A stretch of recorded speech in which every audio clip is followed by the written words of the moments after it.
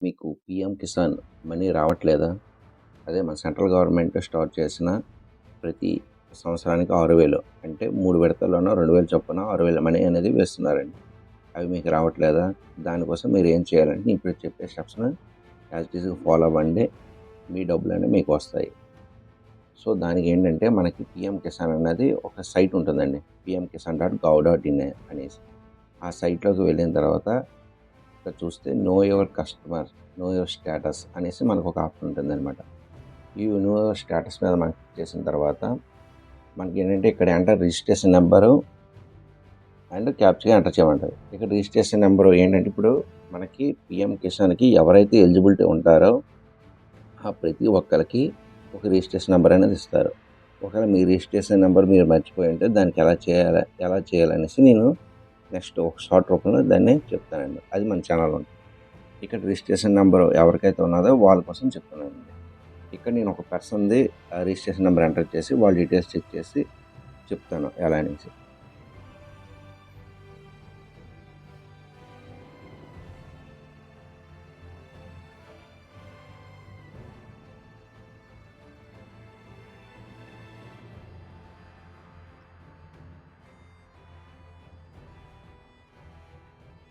So, ఇక్కడ registration number enter చేసిన తర్వాత మనం రిజిస్ట్రేషన్ చేసేటప్పుడు ఒక మొబైల్ నెంబర్ ఇస్తాం. ఆ మొబైల్ నెంబర్‌కి ఓటీపీ వస్తుందనమాట. ఇక్కడ ఆ ఓటీపీని ఎంటర్ చేయాలి.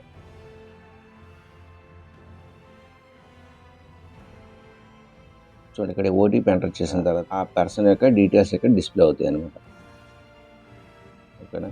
ఇక్కడ డిస్‌ప్లే అయిన తర్వాత ఇక్కడ ఎలిజిబిలిటీ స్టేటస్ ఒకసారి చెక్ చేసుకోండి. ఇక్కడ ఎలిజిబిలిటీ స్టేటస్‌లోన ల్యాండ్ సీడింగ్ ఎస్ అని ఉండాలి. ఇక్కడ ఈకేవైసీ ఎస్ అని ఉండాలి. ఇక్కడ ఆధార్ సీడింగ్ స్టేటస్ ఎస్ అని ఉండాలి.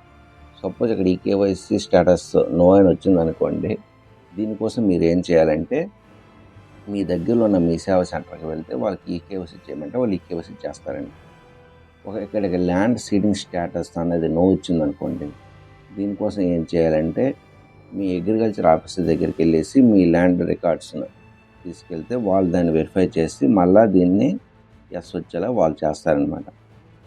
ఇక్కడ Aadhaar and bank seeding status ఇది నో వచ్చిందనుకోండి, మీరు దీనికోసం ఏం చేయాలంటే మీ దగ్గరలో ఉన్న బ్యాంక్‌కి కానీ పోస్ట్ ఆఫీస్‌కి కానీ వెళ్ళి అక్కడ వాళ్ళకి ఆధార్ షేరింగ్ చేయమంటే వాళ్ళు బ్యాంక్ అకౌంట్‌ని ఆధార్‌కి లింక్ చేస్తారనమాట.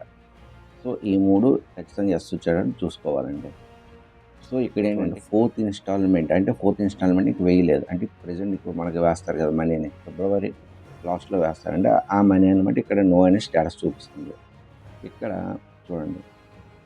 ఇక ఫస్ట్ ఇన్‌స్టాల్‌మెంట్ ఈ పర్సన్‌కి ఎప్పుడు పడ్డదండి?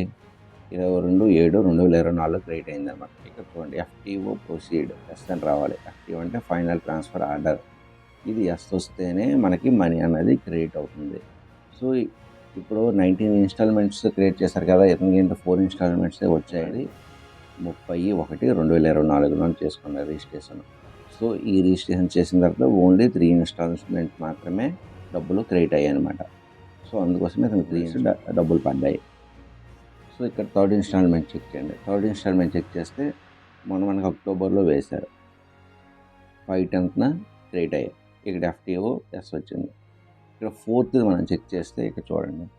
ఇక్కడ ఎఫ్‌టీఓ అన్నది నో వచ్చింది. అంటే నో అని ఎందుకు వచ్చిందంటే మనకి ఇంకా ఇన్‌స్టాల్‌మెంట్ అన్నది ఓకే చేయలేదన్నమాట. సో, అందుకోసం నో వచ్చింది. ఇది ఎప్పుడైతే మీకు ఎస్ అని ఉంటుందో ఖచ్చితంగా ఆ డబ్బులన్నీ మీ బ్యాంక్ అకౌంట్‌లో వచ్చి పడతాయండి.